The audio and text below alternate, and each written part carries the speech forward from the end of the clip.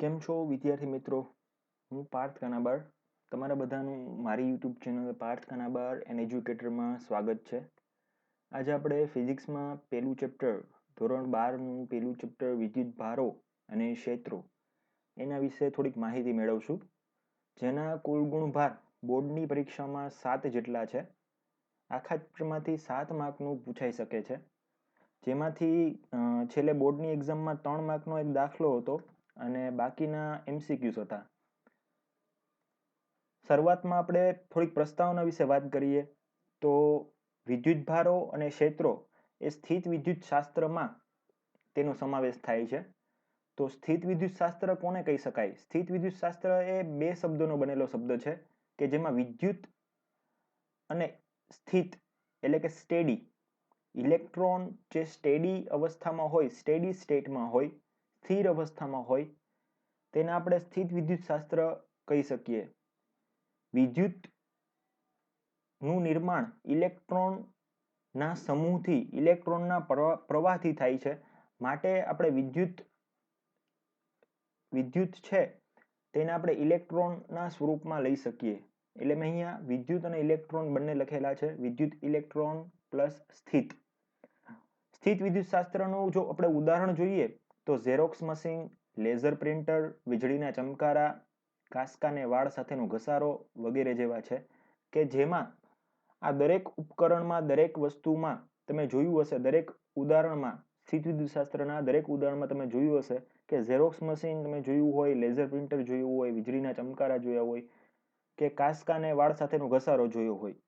તો દરેક ઉદાહરણમાં ઇલેક્ટ્રોન છે, વિદ્યુત છે, એ કોઈ ચોક્કસ હદમાં રહીને, સ્થિર અવસ્થામાં રહીને પોતાના સ્થાનમાં થોડો ઘણો બદલાવ કરતા હોય અથવા તો કોઈ એક ચોક્કસ હદમાં હોય, ચોક્કસ સીમામાં હોય.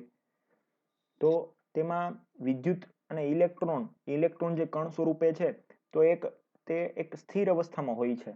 સ્થિત એટલે કે જે સમય સાથે ગતિ કરતું નથી અથવા સ્થાન બદલતું નથી. સ્થિત આપણે કોને કહી શકીએ કે જે સમય સાથે ગતિ કરતું નથી, સમય સાથે પોતાનું સ્થાન બદલતું નથી, એને આપણે સ્થિત તરીકે લઈ શકીએ. સ્થિત વિદ્યુત શાસ્ત્રમાં અહીં આપણે સ્થિત વિદ્યુત ભારોથી ઉદ્ભવતા બળો, ક્ષેત્રો અને સ્થિતિમાનો એટલે કે પોટેન્શિયલ વિશે અભ્યાસ કરવાનો છે. અહીં મેં એક સ્થિત વિદ્યુત ક્ષેત્ર કે જે બે વિદ્યુત ભારોથી બનેલું છે, ધન અને ઋણ, તે દર્શાવેલ છે. તેના માટે આપણે વિદ્યુત ભારથી શરૂઆત કરીએ. વિદ્યુત ભારના મુખ્યત્વે બે પ્રકારો છે. અમેરિકન વૈજ્ઞાનિક બેન્જામિન ફ્રેન્કલિન આ બે વિદ્યુત ભારોના નામ ધન અને ઋણ આપેલા છે. ધન વિદ્યુત ભાર અને ઋણ વિદ્યુત ભાર. જ્યારે પણ કાચના સળિયાને રેશમના કાપડ સાથે ઘસવામાં આવે છે ત્યારે ઘર્ષણના લીધે ઇલેક્ટ્રોન્સ છે એ કાચના સળિયા પરથી રેશમના કાપડમાં સ્થળાંતરિત થાય છે. તેથી આ ઘટના દરમિયાન કાચનો સળિયો ધન વિદ્યુત ભાર પ્રાપ્ત કરે છે અને રેશમનું કાપડ ઋણ વિદ્યુત ભારિત બને છે. આ એકદમ સાદો પ્રયોગ છે વિદ્યાર્થી મિત્રો. એકદમ સાદું એક્સપેરિમેન્ટ છે. તમે ઘરે બેઠા પણ કરી શકો છો. કાચના સળિયાને રેશમના કાપડ સાથે થોડું ઘર્ષણ આપવામાં આવે, ઘસવામાં આવે, ત્યારે આ ઘર્ષણના લીધે ઇલેક્ટ્રોન્સના થોડા ઘણા પ્રમાણમાં ઇલેક્ટ્રોન્સ છે એ કાચના સળિયા પરથી રેશમના કાપડ ઉપર ટ્રાન્સફર થતા હોય છે, સ્થળાંતરિત થતા હોય છે. તેથી આ દરમિયાન કાચનો સળિયો છે એ ઇલેક્ટ્રોન ગુમાવે છે. ઇલેક્ટ્રોન પરનો વિદ્યુત ભાર આપણે ઋણ લઈએ છીએ. કાચનો સળિયો ઇલેક્ટ્રોન ગુમાવે છે માટે તે ધન વિદ્યુત ભારિત બને છે અને રેશમનું કાપડ ઇલેક્ટ્રોન મેળવે છે, ઇલેક્ટ્રોન સ્વીકારે છે માટે તે ઋણ વિદ્યુત ભારિત બને છે. આ જ રીતે જ્યારે પ્લાસ્ટિકના સળિયાને ફર સાથે ઘસવામાં આવે, ફર એટલે કે કોઈ પણ તમારા ઘરમાં પગ લૂછણ્યું હોય અથવા કોઈ રફ કાપડ હોય તેને ફર તરીકે તમે લઈ શકો. આ પ્લાસ્ટિકના સળિયાને આ ફરના કાપડ સાથે ઘસવામાં આવે ત્યારે ઇલેક્ટ્રોન્સ ફર જેવા રફ કાપડમાંથી પ્લાસ્ટિકના સળિયા પર સ્થળાંતરિત થાય છે. તેથી આ ઘટના દરમિયાન પ્લાસ્ટિકનો સળિયો ઋણ વિદ્યુત ભારિત બને છે અને ફર છે એ ધન વિદ્યુત ભારિત બને છે. જો વિદ્યાર્થી મિત્રો આ બીજો એક સાદો પ્રયોગ છે, એક સાદું એક્સપેરિમેન્ટ એક્ઝામ્પલ ઉદાહરણ તરીકે લઈ શકીએ કે પ્લાસ્ટિકના સળિયાને ફર સાથે ઘસવામાં આવે ત્યારે ઇલેક્ટ્રોન્સ છે એ ફરના રફ કાપડમાંથી, ફર એટલે એકદમ રફ કાપડ હોય, તેમાંથી પ્લાસ્ટિકના સળિયા પર ટ્રાન્સફર થતા હોય છે, સ્થળાંતરિત થતા હોય છે. તેથી આ ઘટના દરમિયાન શું થશે તો કે પ્લાસ્ટિકનો સળિયો છે એ ઇલેક્ટ્રોન મેળવે છે, એટલે એમાં ઇલેક્ટ્રોનનું પ્રમાણ વધશે, ઇલેક્ટ્રોનનું પ્રમાણ વધે એટલે ઋણ વિદ્યુતભારિત બનશે. અને ફર છે ઇલેક્ટ્રોન ગુમાવે છે તો એમાં ઇલેક્ટ્રોન ગુમાવવાના કારણે એમાં પ્રોટોન, ધન વિદ્યુતભારિત પ્રોટોનની માત્રા વધશે, પ્રોટોનની સંખ્યા વધશે. માટે ફરનું કાપડ છે એ ધન વિદ્યુતભારિત બને છે. ચલો નેક્સ્ટ સ્લાઇડ પર જશું. મોટાભાગના વિદ્યુત ઘર્ષણના કિસ્સાઓમાં ઇલેક્ટ્રોન સામાન્ય રીતે સ્થળાંતરિત થવાની પ્રક્રિયામાં ભાગ લે છે. એટલે કે કોઈ પણ ઘર્ષણની ક્રિયા જે થતી હોય, વિદ્યુત ઘર્ષણની ક્રિયા થતી હોય તો ઇલેક્ટ્રોન્સ છે એ એક પદાર્થમાંથી બીજા પદાર્થમાં ટ્રાન્સફર થતા હોય છે, સ્થળાંતરિત થતા હોય છે. વિશ્વમાં વિદ્યુત અથવા તો ઇલેક્ટ્રોન એ ઉત્પન્ન થતા નથી કે તેનો નાશ થતો નથી, માત્ર ને માત્ર તે એક પદાર્થમાંથી બીજા પદાર્થમાં સ્થળાંતરિત થતા હોય છે, ટ્રાન્સફર થતા હોય છે. જેમ કે ઉર્જા સંરક્ષણનો નિયમ, ઉર્જાનો વિનાશ શક્ય નથી, ઉર્જાનું સર્જન શક્ય નથી, પણ વિશ્વમાં રહેલી કુલ ઉર્જાનો જથ્થો અચળ રહે છે તેવું કહી શકાય. તે જ રીતે વિદ્યુતને પણ, ઇલેક્ટ્રોન્સને પણ આ જ નિયમ લાગુ પાડી શકાય, વિદ્યુત ભારના સંરક્ષણનો નિયમ, જેને આપણે શું કહીએ છીએ, વિદ્યુત ભારના સંરક્ષણનો નિયમ. સામાન્ય રીતે કહી શકાય કે સજાતીય સમાન વિદ્યુતભારો એકબીજાને અપાકર્ષે છે, જ્યારે વિજાતીય વિદ્યુતભારો, અસમાન વિદ્યુતભારો એકબીજાને આકર્ષે છે. એનો અર્થ આપણે અહીંયા આકૃતિમાં દર્શાવેલ છે કે જે ધન વિદ્યુતભારો છે, ઋણ વિદ્યુતભારો છે, બંને એક સમાન વિદ્યુતભારો છે તો એકબીજાથી દૂર જાય છે, એકબીજાથી દૂર ફેંકાય છે, અપાકર્ષે છે એકબીજાને. જ્યારે અસમાન વિદ્યુતભારો છે કે જેમના પરના વિદ્યુતભારો એક સરખા નથી, વિજાતીય વિદ્યુતભારો છે, તે એકબીજા પ્રત્યે આકર્ષિત થાય છે. બે પ્રકારના વિદ્યુતભારોને જુદું પાડતા ગુણધર્મને વિદ્યુતભારનું ધ્રુવત્વ, પોલારિટી કહેવામાં આવે છે. જે કોઈ પણ બે વિદ્યુતભારો, ધન વિદ્યુતભાર અથવા તો ઋણ વિદ્યુતભાર, તેમને અલગ પાડે છે, જુદું પાડે છે, એ જે તેમનો ગુણધર્મ છે તેને આપણે વિદ્યુતભારનું ધ્રુવત્વ, તેમનામાં રહેલી ધ્રુવત્વ અથવા તેમનામાં રહેલી પોલારિટી પણ કહેવામાં આવે. જો કોઈ પદાર્થ વિદ્યુતભાર ધરાવતો હોય તો તે વિદ્યુતભારિત છે તેવું કહી શકાય. મોટાભાગના પદાર્થો છે એ વિદ્યુતભારિત જ હોય છે, તેમાં વિદ્યુત રહેલું હોય છે, વિદ્યુતભાર રહેલા હોય છે. જ્યારે તેના પર કોઈ વિદ્યુતભાર નથી હોતો ત્યારે તે વિદ્યુતની દ્રષ્ટિએ તટસ્થ છે, ન્યુટ્રલ છે એવું કહી શકાય. જેમ કે આપણે પહેલા વાત કરેલી કે ભાઈ ન્યુટ્રોન છે તો તેના પર વિદ્યુતભાર નથી, વિદ્યુતભારનું મૂલ્ય 0 છે, માટે તે વિદ્યુતની દ્રષ્ટિએ તટસ્થ છે. ઇલેક્ટ્રોન પરનો વિદ્યુતભાર આપણે ઋણ વિદ્યુતભાર તરીકે લઈએ છીએ, પ્રોટોન પરનો વિદ્યુતભાર આપણે ધન વિદ્યુતભાર તરીકે લઈએ છીએ. જ્યારે ન્યુટ્રોન છે એ વિદ્યુતની દ્રષ્ટિએ તટસ્થ છે, કારણ કે તેના પર એક પણ પ્રકારનો વિદ્યુતભાર રહેલો નથી. બધા જ પદાર્થો, બધા જ દ્રવ્યો એ અણુઓ અથવા પરમાણુઓના બનેલા હોય છે. સામાન્ય રીતે દ્રવ્યો વિદ્યુતની દ્રષ્ટિએ તટસ્થ હોવા છતાં તેઓ વિદ્યુતભાર ધરાવે છે, પરંતુ તેમાં બધા વિદ્યુતભારો સંતુલિત થયેલા હોય છે, માટે તેમના પરનો કુલ વિદ્યુતભારનું મૂલ્ય 0 હોય છે. કોઈ પણ પદાર્થ આપણે લઈએ તો તેમાં કોઈ પણ પદાર્થ છે એ અણુ અથવા પરમાણુઓનો બનેલો હોય છે. કોઈ પણ પદાર્થનું નિર્માણ, કોઈ પણ ભૌતિક પદાર્થનું નિર્માણ એ અણુઓમાંથી થાય છે, અણુઓનું નિર્માણ પરમાણુઓમાંથી થાય છે, પરમાણુઓનું નિર્માણ કણોમાંથી થાય છે. તો આ રીતે આ જે પદાર્થો છે એ આમ જોઈએ તો વિદ્યુતની દ્રષ્ટિએ તટસ્થ છે, છતાં તેઓ વિદ્યુતભાર ધરાવે છે.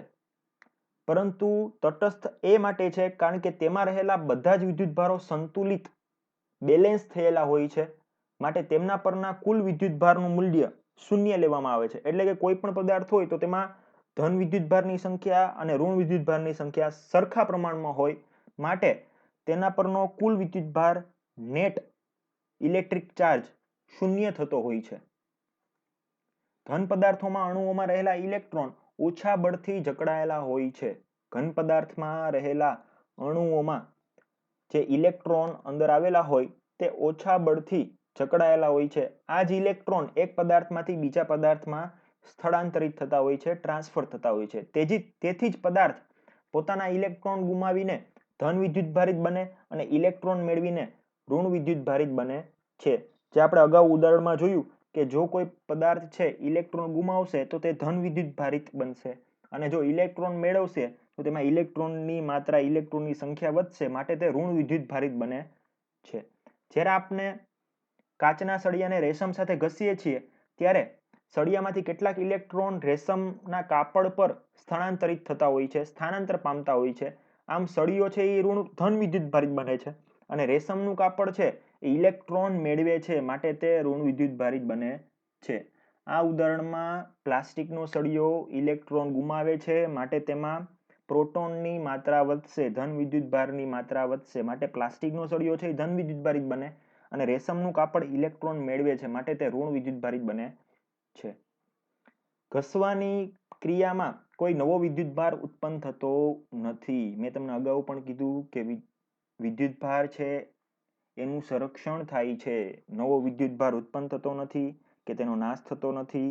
માત્ર વિદ્યુતભાર છે એક પદાર્થમાંથી બીજા પદાર્થમાં ટ્રાન્સફર, સ્થાનાંતરિત થતો હોય છે. વળી અહીં સ્થાનાંતર પામતા ઇલેક્ટ્રોનની સંખ્યા પદાર્થની અંદર રહેલા ઇલેક્ટ્રોનની કુલ સંખ્યા કરતાં ઘણી ઓછી હોય છે.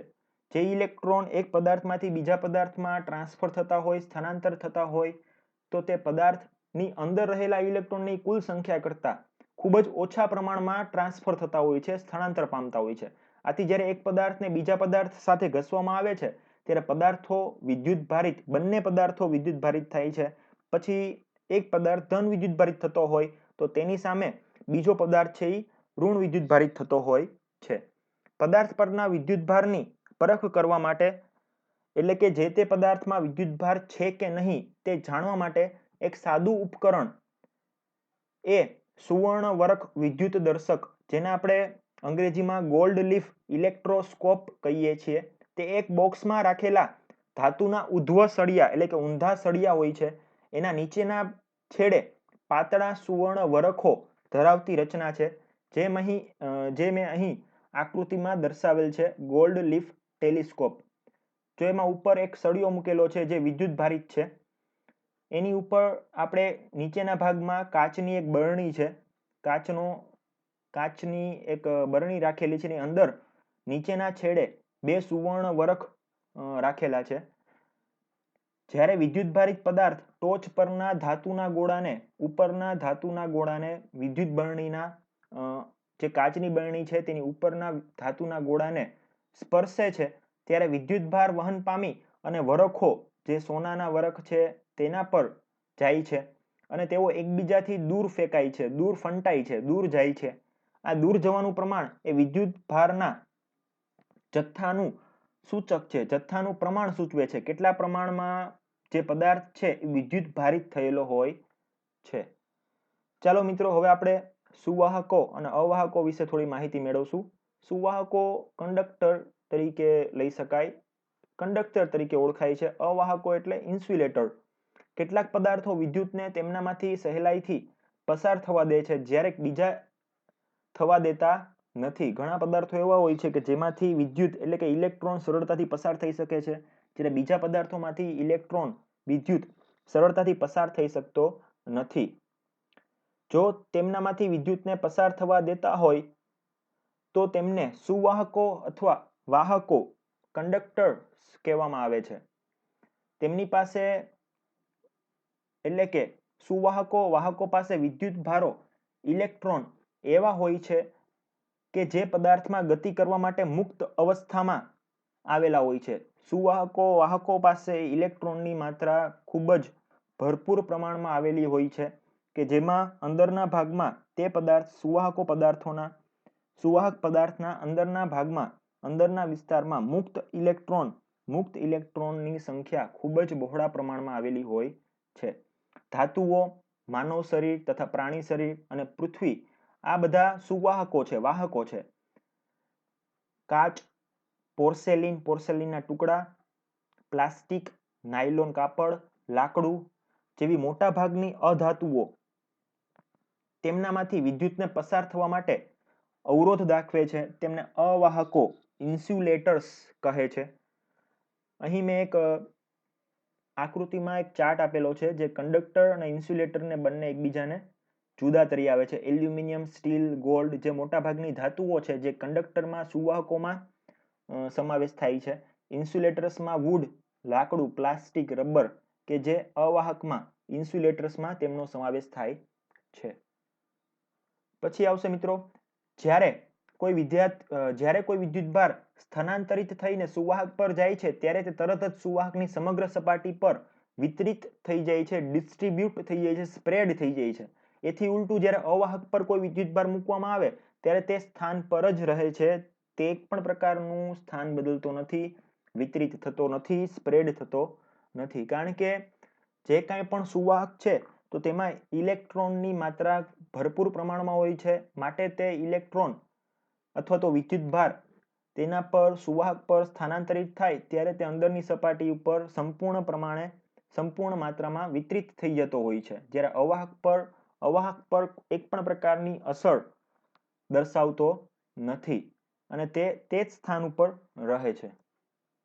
જ્યારે આપણે એક વિદ્યુતભારિત પદાર્થને પૃથ્વીના સંપર્કમાં લાવીએ ત્યારે પદાર્થ પરનો બધો વધારાનો વિદ્યુતભાર ક્ષણિક પ્રવાહ રચી કોઈ સુવાહક પદાર્થના અથવા તો માનવ શરીર જેવા પદાર્થના સંપર્કમાં આવતા તેના મારફતે જમીનમાં પસાર થઈ જાય છે. વિદ્યુતભારોની પૃથ્વી સાથેની વહેંચણીની આ પ્રક્રિયાને ગ્રાઉન્ડિંગ અથવા અર્થિંગ કહે છે. અર્થિંગ એ વિદ્યુત પરિપથો અને ઉપકરણોને સલામતી પૂરી પાડે છે.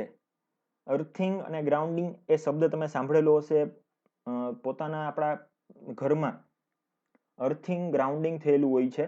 આ ગ્રાઉન્ડિંગ અર્થિંગ છે એ ઘરમાં કરવું હિતાવહ છે, જેથી આપણે ઘરમાં કોઈ પણ અનાયાસે થતી કોઈ પણ અકસ્માતથી, વિદ્યુત અકસ્માતથી આપણે બચી શકીએ છીએ. એની આપણે થોડીક સમજૂતી મેળવીએ.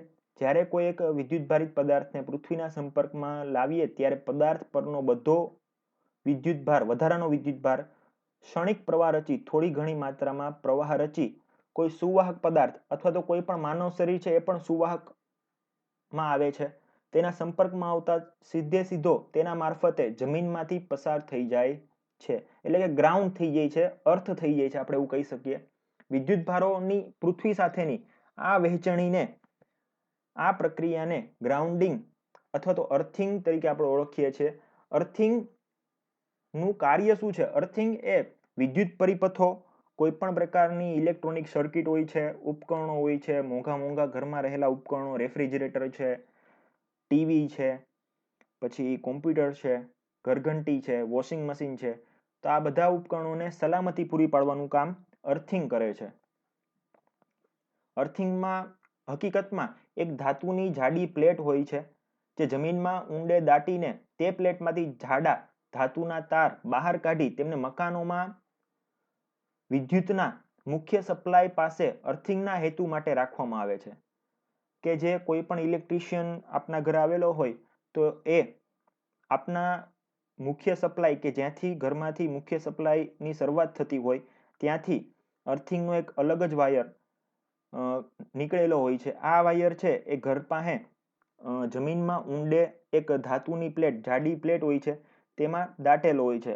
એ વાયરનું જોડાણ છે એ ધાતુની પ્લેટ સાથે રાખેલું હોય અને બીજો છેડો છે એ ધાતુની પ્લેટમાં, એક છેડો છે એ ધાતુની પ્લેટમાં જોડાયેલો હોય છે, જ્યારે બીજો છેડો છે એ ઘરમાં શરૂઆતમાં જ કે જે મુખ્ય સપ્લાય હોય, વિદ્યુતનું મુખ્ય સપ્લાય શરૂઆત હોય ત્યાં જ તેનું અર્થિંગ આપી દેવામાં આવે કે જેથી આપણે ઘરના વિદ્યુત પરિપથો છે, ઉપકરણો છે તેની સામે સલામતી મેળવી શકીએ. આપણા મકાનોમાં વિદ્યુતના વાયરિંગના મુખ્ય 3 તાર હોય છે.